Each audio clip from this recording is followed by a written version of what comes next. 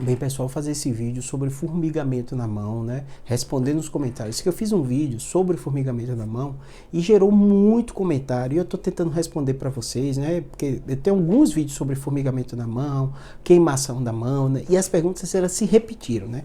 E eu vou explicar aqui para vocês só para você entender. Em primeiro lugar, né? Uma das causas muito comuns que a gente lida como neurocirurgião é a síndrome do túnel do carpo. E é muita gente no vídeo falou assim: ah, Júlio, eu tenho uma síndrome do túnel do carpo, mas eu nas duas mãos, mas eu sinto mais numa mão. Por que isso acontece, né? E nesse vídeo eu também destaco, né, a relevância de ver se ela é unilateral. Porque às vezes tem pessoas que têm problema na coluna e normalmente um lado está mais comprimido e comumente o paciente refere com dor no único lado.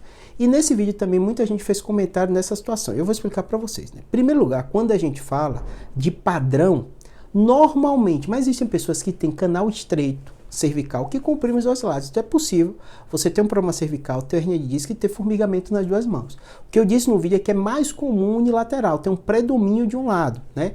A síndrome do túnel do carpo é semelhante. A síndrome do túnel do carpo, normalmente, você tem características anatômicas que predispõem você a ter síndrome do túnel do carpo. Por isso que muito laudo coloca bilateral, porque às vezes a pessoa tem dos dois lados, mas normalmente tem um predomínio de um lado. E é esse lado que é o que você sente mais incômodo. Porque às vezes o paciente fica preocupado, e nesse vídeo muita gente comentou assim: ah, Júlio, disse que o meu é bilateral, mas eu sinto só de um lado. Mas às vezes um lado é mais grave, né? E outro aspecto muito importante que eu falo da neuropatia, que é uma das causas importantes de queimação, de formigamento nas mãos, e da mesma forma eu falo no vídeo que normalmente ela é bilateral. E um dos pacientes colocou assim: ah, Júlio, eu tenho a diabetes, eu tenho a neuropatia, que às vezes dá em bota e luva, né, que parece que a pessoa está com a luva queimando, né, e é bilateral, mas o predomínio é mais de um lado. Então o que é que eu explico para todo mundo?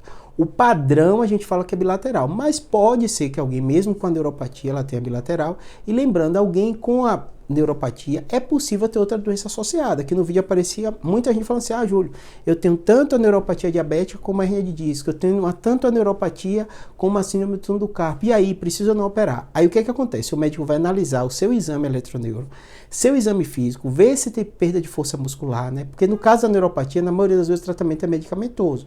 Na síndrome do túnel do carpo muito grave, às vezes precisa de cirurgia. No caso da hernia de disco, se for grave, tiver perda de força, às vezes precisa de cirurgia. E o médico vai analisar, no seu caso, qual é o mais predominante. Se ele achar que é neuropatia, ele vai tratar clinicamente. Se ele achar que é um quadro mais avançado, que tem déficit motor unilateral, ele vai, muitas vezes, propor cirurgia, mesmo você tendo os dois componentes, tá bom? Espero ter ajudado.